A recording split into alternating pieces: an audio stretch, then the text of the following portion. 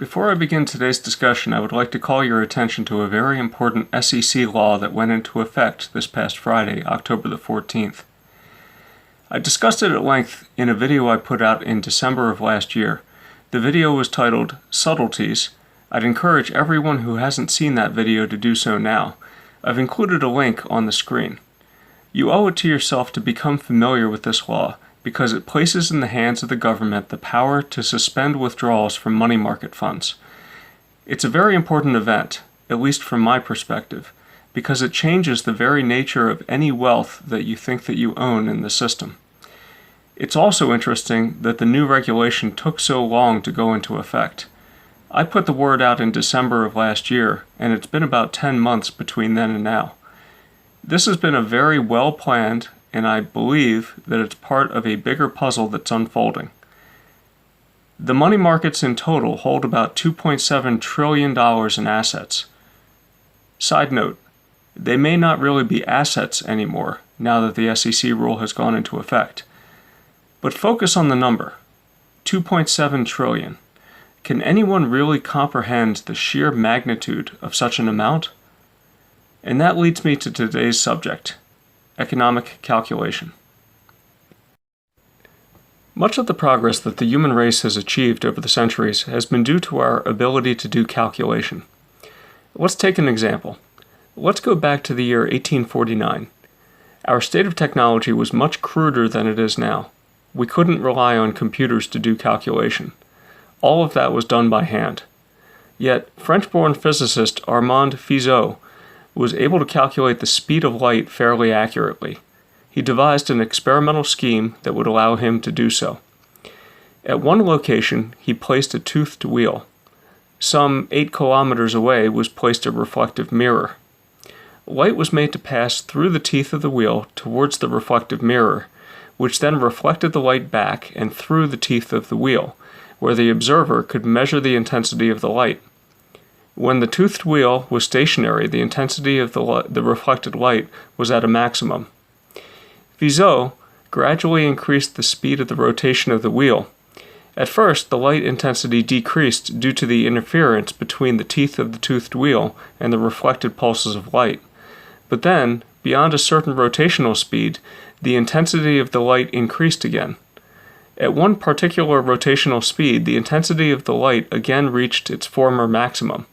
Thus, Fizeau surmised that the amount of time that it took for the pulses of light to travel to the mirror and back was precisely the amount of time that it took one tooth of the wheel to assume the position of the other as the wheel turned. His estimate of the speed of light was 315,000 kilometers per second, which is remarkably close to the 299,792 kilometers per second accepted today. What is even more remarkable is that he made his calculations without the use of computers. Why is the speed of light so important to us? Well, as best as we can tell, the speed of light is constant. We may learn otherwise over time, but for now it serves as a standard. In fact, the meter was defined in Fizeau's day as 1/1,000,000th of the distance between the equator and the North Pole.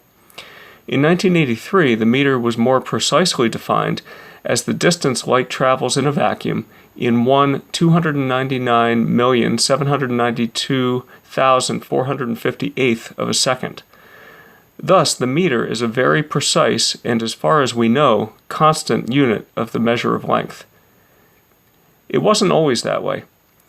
Ever since English philosopher John Wilkins devised a decimal system for measurement of length, the meter has been evolving. At one time, it was calculated using a pendulum, and now it's based upon a very precise light measurement. The key point here is that efforts are made to make the unit as constant and universal as possible. One can contrast this against certain imperial units of measure, which have also been evolving over time. Take the yard, for example. At one point in time, the yard was defined based upon the dimension of people's body parts, such as the average breadth of a Saxon's chest. The same goes for the inch, which was defined by King David of Scotland as the average width of a man's thumb at the base of the nail, or the foot, which is based upon, well, you know. Hardly an easy system of measurement to apply. The standard was not uniform, and it could change quite a bit over time. One might wonder how designs could be shared based upon non-standard and changing units of measure. Could building plans be developed by one person and then handed off to another for execution? Yes. But it must have been very frustrating and error-filled. It reminds me a little of the scene from the movie This Is Spinal Tap, where a stage set was intended to be dimensioned in yards, but the person building it thought that the plans meant in inches. Universally accepted standards of measure are very important. Without them, there would be no means of cooperating when it comes to science and engineering. There would be no way to share designs, and there would be no mass production of goods, much less goods of any quality. Agreed upon and constant measures are one thing. Quite another thing are units of measure that are practical. There are quantities that are quite easy to grasp by the common person. You know, for example, without thinking too much about it, how long a yard or a meter is. Your bedroom might be 4 to 5 meters on each side. A football field is 100 yards long. You know how heavy a pound or a kilogram is. Depending upon your stature, you probably weigh in the neighborhood of 100 to 200 pounds. When you order a pint of beer, you have a very good idea of how much liquid will be set in front of you. Sometimes, though, depending upon the circumstance, our units can get rather unwieldy. We wouldn't want to use meters when analyzing an image from a scanning electron microscope. We generally describe scale lengths for that type of application in micrometers. For very small systems, such as on the molecular scale, we may use angstroms. An angstrom, by the way, is 1/10,000,000th of a meter, which is about the same diameter as a hydrogen atom. On the other end of the spectrum, we have astronomy. Astronomers will typically use units of measure such as the light year, or the distance light will travel in 1 year span worth of time. A light year is about 9.5 quadrillion meters, and a quadrillion is a 1 followed by 15 zeros. It is equal to 1,000 trillions or 1,000,000 billions. It is almost an incomprehensible number, and because of the sheer number of zeros involved in the calculation, it is the reason why the meter is not typically the unit used to express distances on astronomical scales. It is for the same reason the meter is also not used to express distances on the molecular scale. Yes, the meter is a very precise unit of measure, but it's rather unwieldy and inconvenient for some systems simply because of scale. So one can start to wonder, at what point do certain units of measure begin to become inconvenient? It's generally something that's a matter of personal preference, but I like to draw the line at what can easily be visualized and counted. Most of you here save in gold and silver. Consider having 50 ounces of gold. You know approximately how long it took you to accumulate each ounce. You can count it in a matter of a couple of minutes. It's very easy to visualize. It's very easy to work with. An equivalent amount of wealth can be stored as 3,500 ounces of silver, which is a bit less convenient, but certainly manageable. One could count it in probably less than an hour. Transporting it is not nearly as convenient, but still doable. Let's take an extreme example of someone who wanted to store the same amount of wealth in nickels. It would take 1.25 million nickels to do the job. Can you count them? Sure, if you have about a year to do so. Can you transport them? Only if you have some heavy equipment. Thus, it seems that for the example I just brought up, a unit that will allow you to easily count is a convenient unit. One that expresses results in maybe the thousands at most is convenient and tractable. When the founders of the United States were setting up our government, they also concerned themselves with how commerce was to be transacted. They wanted a monetary system that was convenient for everyday transactions, but just as much, they wanted one that was honest and was based upon units that were universally accepted, understood, and constant. This was the reason why they were so adamant in the Constitution that money be coined. The coining of money is the process of certifying the weight of the metal. Thus, the coining was what standardized the unit of measure of commerce. Before the U.S. Mint was established by the Coinage Act of 1792, Thomas Jefferson thought much about what the system of coinage should look like, and he wrote about it in his Notes on Coinage, written in 1784. His criteria used for selecting the base monetary unit were as follows. First, it had to be a convenient size so that it could be applied as a measure to the common monetary transactions of life. Second, its parts and multiples had to be in easy proportion to one another to facilitate monetary arithmetic. Third, the unit and its parts had to be near to some other well-known international coins at the time to make the new coins easily adoptable. He argued that the Spanish dollar was the most suited to the task. He said that $100, $1,000, and $10,000 would be easily estimated by the mind, as was 1/10 and 1/100th of a dollar, and he stated that very few transactions would ever be outside of this range. He also suggested that it would make sense for the monetary system to be a decimal-based system to allow for easy arithmetic. Everyone knew very easily how to calculate sums in terms of decimal increments. It was confusing to work with non-decimal increments. For example, when working with shillings, farthings, and pounds, adding up sums and making change in transactions was quite confusing and inconvenient. Thus, his recommendation was for the system to be based upon a unit of silver equal to the Spanish dollar, with the addition of 3 other coins. The first was to be a gold piece equal to $10 to facilitate very large transactions. The second was a silver 1/10 dollar piece for smaller transactions, and finally a copper piece valued at 1/100th of a dollar for very small transactions. Such a system would allow for easy transactions for everyday life. And more importantly, because the units would be very specifically defined, they could be used with confidence in economic calculations. Ultimately, when the mint was opened in 1792, there were some additional coins introduced.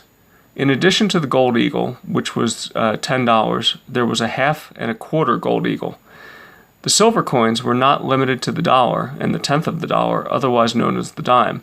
The silver coins also included a $half, a $quarter, and a half dime. And there were 2 copper coins. The penny was still the 1/100th of a dollar recommended by Jefferson, but then there was also the half penny. So all in all, Jefferson's recommended coins were included, but with a few additions. Now, it's hard to underestimate the importance of the selection of the monetary units and its parts and multiples. Commerce was conducted smoothly and efficiently because the unit was constant and universal, and much like the meter, its size was appropriate for use in everyday life. Let's turn our attention to our current monetary unit. This unit is familiar to be sure, but is it appropriate and convenient for current day use? Let's think about that for a moment.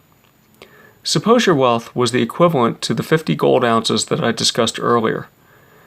That would be 62,500 of these notes. Obviously, if you were to have possession of the cash yourself, you wouldn't want to store them in this form of monetary unit. It would be far less convenient, to be sure, than having 50 ounces of gold, or even 3,500 ounces of silver. You could potentially make things much more convenient for yourself by storing $20 notes. Then it would be about as easy to count as the silver. But the bigger problem would be that the unit of measure wouldn't be constant. Remember, when we do economic calculations using these, we typically need to remind ourselves of which dollar we're talking about. Are we using year 2016 dollars?